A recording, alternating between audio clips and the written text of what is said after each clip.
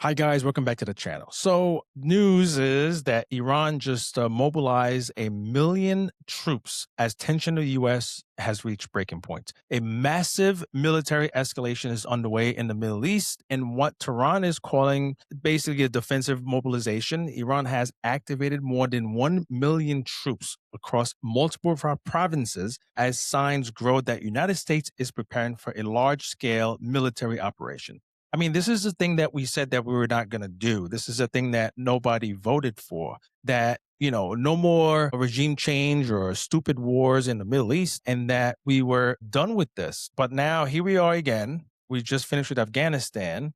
We did Iraq. We did Libya. We did all these places. Now we're back again in the Middle East for another war. And this one, folks, this one is going to be nothing like all the others. Iran is no slouch. So we're in for a rude awakening here. Possibly the way they're trying to do this is possibly with amphibious landing on Kharg Island.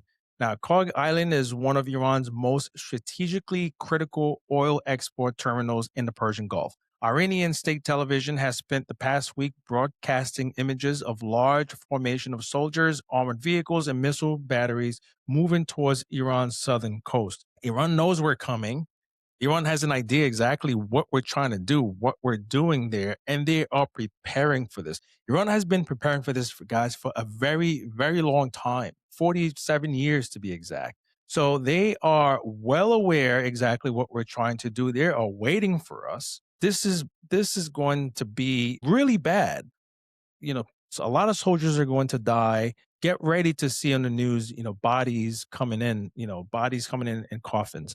There's also been a lot of media blackouts on this. We don't know exactly what's going on. We don't know. We can't see, you know, there's been lies after lies. We don't know how many soldiers are actually killed. We don't know exactly how many injured that they are. Constantly, we're seeing Iran, hitting U.S. bases with drones and hitting hotels and so on and so forth. So we're not exactly sure what is going on. I feel like the American people, we don't know, we can't see. There's not too many videos like opposed to what last year's attack in Israel, when Israel and America attacked Iran. We're able to see a lot of missiles hitting Tel Aviv and different things like that. This time around, there is none of that. I believe Israel has made it illegal for any citizens, for anybody to share any videos or to show anything, any missiles being hit or anything like that. They threaten people with jail time. So there's been a completely media blackout on this. So the government in Tehran is insisting that these moves are precautionary. Sources within Iran Revolutionary Guard, the RRGC, have described it as a total readiness operation, the highest level short of wartime condition. Kharg Island is roughly 25 kilometers off Iran's coast and is very vital to the country's economy. It handles about 90% of Iran's oil export when sanctions allow, and even under restricted conditions, it remains a key symbol of national sovereignty. Any attempt, and I mean any attempt by the U.S. military to seize or blockade it would amount to an economic chokehold. Now, recently, Trump did a press conference. He says, hey, there's negotiations going on. Iran is allowing ships to go through the Strait of Hormuz. And let's hear what exactly Donald Trump has to say in his own words. A deadline for doing some pretty big damage, even bigger than we've done.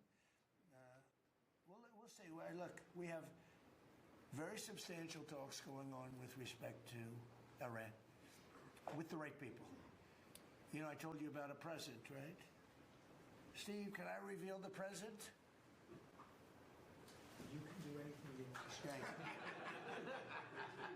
They said to show you the fact that we're real and solid and we're there, we're going to let you have 8 boats of oil. 8 boats, 8 big boats of oil. This was 2 days ago. And they'll sail up tomorrow. That was 3 days ago. And I didn't think much about it. And then I watched the news, and they said, a very good anchor, actually, happened to be Fox. But I watched it, and he said, something's unusual happening. There are 8 boats that are going right up the middle of the Hormuz Strait. 8 big tankers are going loaded up with oil right through. And I said, well, I guess they were right, and they were real, and I think they were Pakistani flagged. And I said, well, I guess we're dealing with the right people. And actually, they then apologized for something they said, and they said, we're going to send 2 more boats. And Now, immediately after Trump said this, Iran almost on cue immediately came out. The IRGC military personnel immediately came out and he said this. Listen carefully.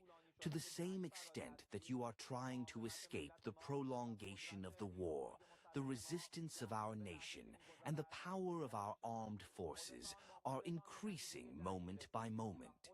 You yourselves will arrive at the outcome of the war, and you yourselves will come to negotiations. Look closely. In the heart of our nation, there is nothing but hope and insistence on continuing the fight. The fire beneath the surface has been ignited. The level of its flames is in our hands. We have firmly and decisively rewritten the rules of passage. The law is clear, transparent, and explicit. You and anyone associated with you have no right of passage. The authority to grant passage permits lies with us. You are grounded, and its signs are becoming more evident every day. What has collapsed is not merely your bases, but the order you created yourselves.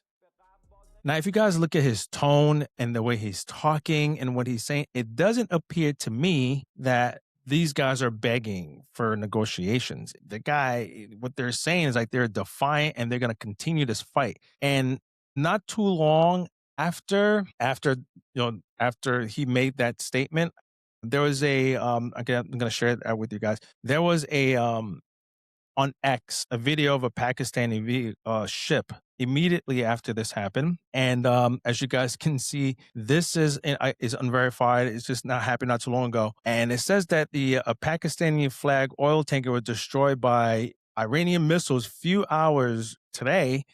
Pakistan has earlier betrayed Iran by rerouting Iranian oil to the U.S., and this is a reply by Iran to Pakistan. So I don't know about you guys, but to me it seems like the strait is not open to me. To me it seems like no, the strait is closed and we're keeping it closed. There's nothing you can do to open it up. So this whole negotiation with Pakistan and all that stuff, I mean, that video right there just speaks for itself. Iran just blew up a Pakistani ship because they believe that they're giving some of that oil to the Americans. So, the thing with me is like is the line. Like, just tell us exactly what is going on. Just tell the American people. It looks like this happened before in the past where it looks like we're negotiating with Iran, like everything is going well, like this de-escalation ladder, and then next thing you turn around, bombing the religious leader, killing people, killing school children. So it's almost like I don't know exactly what to believe what comes out of this administration. Iran leadership has issued warnings to not just to everybody, to all the countries around, including Saudi Arabia and the UAE, as those countries seems most likely the U.S. logistical partners due to their proximity to Iran. Now, Iran has summoned their ambassadors, and they've been making it very public. They are warning these countries that their oil and gas infrastructure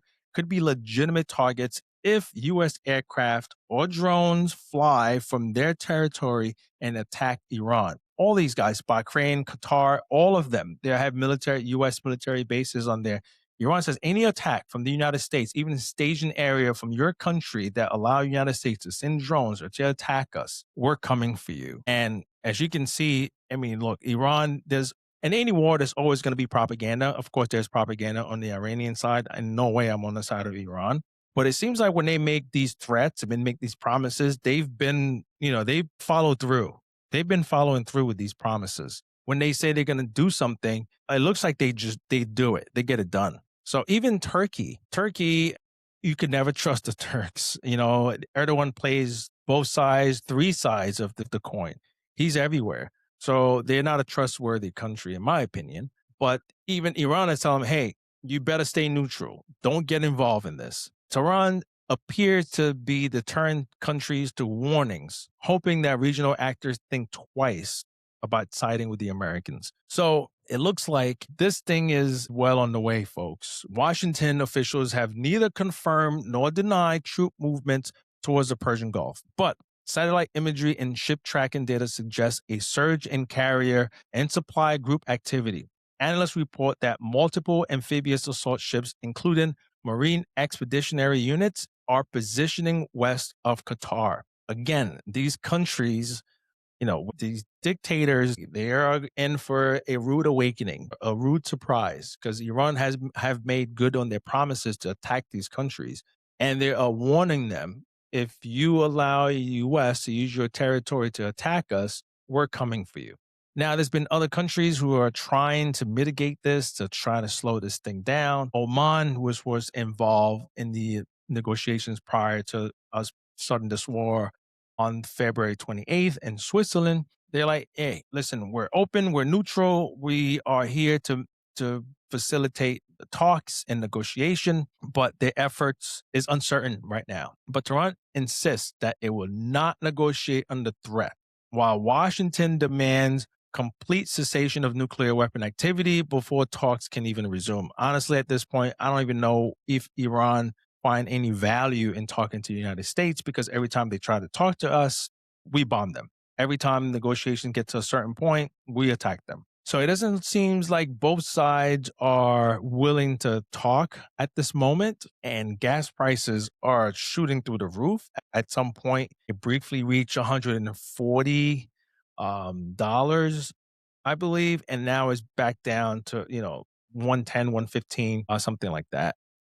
It looks like this administration also too would like to launch military operations over the weekend when the markets are closed. So by this weekend here, we may be on a full on ground war with Iran. And then the markets are going to go crazy on Monday, unless maybe Donald Trump will come out with another manipulating text or message or something like that to try to bring down oil prices, or try to say something to calm the markets down. I hope I'm wrong. I hope this doesn't happen. I hope maybe this is just, posturing or something like that, and nothing come of it. But we're going to find out soon. In the next 48 to 72 hours, we're going to find out exactly what's what. So that's going to be it for today, guys. If you find value in this video, please like, share, and subscribe, and I will see you soon.